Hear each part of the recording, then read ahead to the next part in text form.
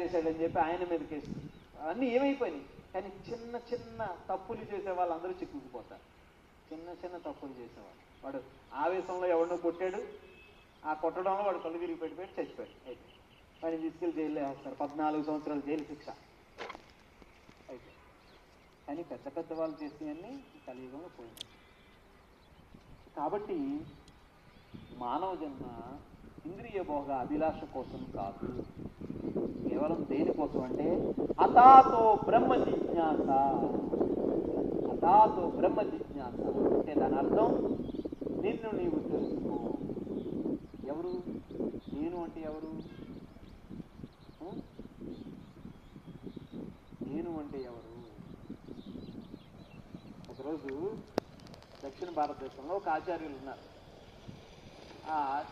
ఆ ఆచార్యులు ఆయన శిష్యులందరికీ కూడా ఒక్కొక్క తలో అరటిపండు ఇచ్చి,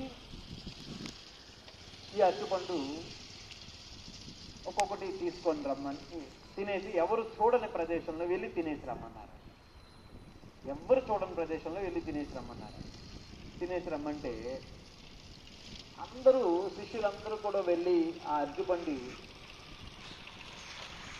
తినేసి వచ్చేసారు. కానీ ఒక శిష్యుడు మాత్రం అరటిపండు తినకుండా ఉంది. అందరిని అడుగుతున్నారు గురువుగారు వచ్చి అడుగుతున్నారు, అరే అరటిపండు తిన్నారు కదా, ఎక్కడ తిన్నారు, ఎలా తిన్నారు చెప్పండి అన్నారు. ఒకడు వచ్చి అన్నాడు, ఎవరు చూడకుండా తలుపులన్నీ మూసుకొని తినేశాను గురువుగారు. ఇంకొక ఆయన వచ్చి అన్నాడు, ఎవరు చూడకుండా చీకటి గృహలోకి వెళ్ళి తినేసి వచ్చేసాను అన్నాడు. ఇంకొకడు వచ్చి ఎవ్వరు చూడని ప్రదేశంలో నీటి లోపలికి వెళ్ళి దాక్కుని తినేశాను అన్నారు. కానీ ఇంకో శిష్యుడు వచ్చి అన్నారు, ఎక్కడికి వెళ్ళినా నేను ప్రయత్నించాను, ఎవరు చూడని చీకటి గృహలోకి వెళ్ళాను, నీటి లోపలికి వెళ్ళాను, అన్ని చీకటి చేసుకొని అంతా ప్రయత్నం చేశాను, కానీ ఎక్కడికి వెళ్ళినా ఒక వ్యక్తి వెనక ఉన్నాడు. అది ఎవరు? పరమాత్మ. ఇక్కడ ఉన్నాడు పరమాత్మ. పరమాత్మ ఎప్పుడైతే ఉన్నాడో అక్కడ పక్కనే ఆత్మ ఉంది. మళ్ళా గురువు గారు ఇంకొక విషయం చెప్పారు. మరొక విషయం చెప్పారు. అప్పుడు గురువు గారు వీళ్ళందరినీ నిల్చోబెట్టి ఆ శిష్యుడితో చెప్తున్నారు, అరటిపండు తెచ్చినటువంటి శిష్యుడితో చెప్తున్నారు, ఇప్పుడు చెప్పండి వీళ్ళందరూ వైకుంఠానికి వెళ్తారా అని గురువు గారు ఒక్కొక్కరిని నిల్చోబెట్టాడు. వీడు వైకుంఠానికి పోతాడా అంటే పోడు అన్నాడు. వీడు పోతాడా అంటే వీడు పోడు అన్నాడు. అప్పుడు శిష్యులందరికీ చాలా కోపం వచ్చేసింది. గురువు గారు చూడండి, వీడు ఎవ్వరు పోరు అంటున్నాడు, మీరు పోతారా అని అడగండి అంటే అప్పుడు గురువు గారు అన్నారు, సరే నేను పోతానా అన్నారు. మీరు కూడా పోరు గురువు గారు అన్నారు. ఈ శిష్యులకి అందరికీ చాలా కోపం వచ్చేసింది. అరే మేము పోమంట, గురువు గారు పోరంట, నువ్వు పోతావా అన్నాడు. అప్పుడు ఈ కన్నడలో గొప్ప వాగ్గేయకారుడు అన్నమాట. ఆయన ఏమన్నాడంటే, నాను ಹೋಗಿದ್ದೇನೆ ಹೋಗಬಹುದುను అన్నాడు కన్నడలో. నాను ಹೋಗಿದ್ದೇನೆ ಹೋಗಬಹುదును అంటే నేను పోతే పోతాను అన్నాడు.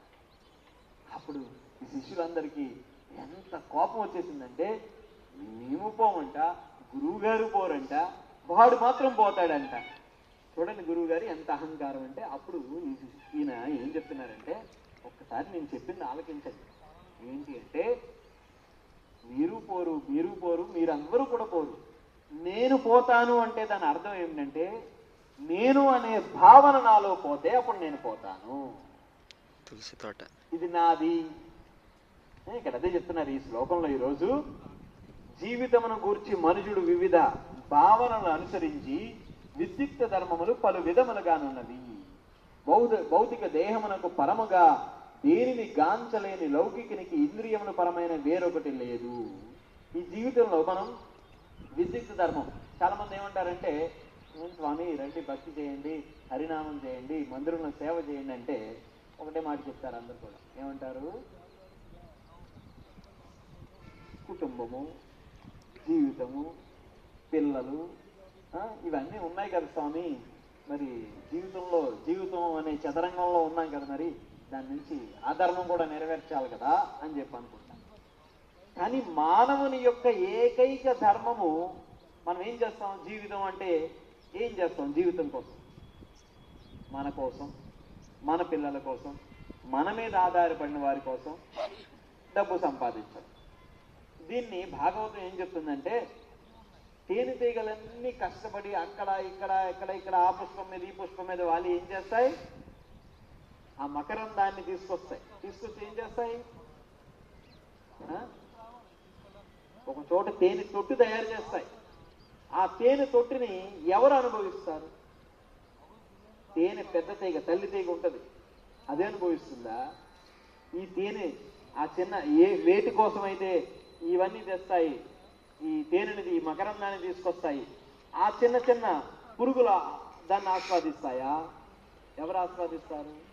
వాడెవడో వచ్చి దానిని కొట్టుకొని తీసుకెళ్ళిపోతాడు. ఆ తేనె హనీ బాటిల్లో వేసేసి ఇది డాబర్ హనీ అంటాడు, డాబర్ హనీ అంటాడు. అంటే మనం సంపాదించినటువంటిది ఇదంతా కూడా ఎవరు అనుభవిస్తారంటే, మనం అనుకుంటాం మన పిల్లలు అనుభవిస్తాం అనుకుంటాం. ఆ పిల్లడు ఏం చేస్తాడు? వాడు పాపం తల్లి తండ్రి కష్టపడి డబ్బు అంతా సేకరిస్తారు. ఆయన ఒక 60 సంవత్సరాలు, ఈవిడ ఒక 60 సంవత్సరాలు కష్టపడతారు. కష్టపడి కొడుకుని అల్లారు ముద్దుగా పెంచుకుంటారు. ఆ కొడుకు ఏం చేస్తాడు? నాకు ఒక 3 లక్షల రూపాయల బైక్ కావాలంటాడు. తర్వాత ఇంకాస్త వాడు ఇంకా హైఫై అయిపోయిన తర్వాత ఏం చేస్తాడు? 20 లక్షల రూపాయల కారు కావాలంటే అలా కాస్త హైఫై అయిపోతాడు. అయిపోయి ఏమవుతుంది? ఈ సంపాదించినటువంటి ధనాన్ని మొత్తం ఏం చేస్తాడు? పరుల పాలు చేస్తాడు. వాడు ఏమైనా అనుభవిస్తున్నాడా? లేదు. స్నేహితులు, ఫ్రెండ్స్ వాళ్ళకి వీళ్ళకి తగిలేస్తాడు. ఇదే జరుగుతుంది సమాజంలో. అందుకని ఎవరి కోసం మనం దాయాల్సిన పని లేదు. నువ్వు నిజంగా సంపాదించాల్సినటువంటి ఆస్తి, ధనము ఏదన్నా ఉంది అంటే వాడికి సంస్కారం నేర్పించడమే. సంస్కారం నేర్పించడం. మనం అదే అనుకుంటున్నాం, విద్యుత్ ధర్మం మన యొక్క ధర్మం అనుకుంటున్నాం.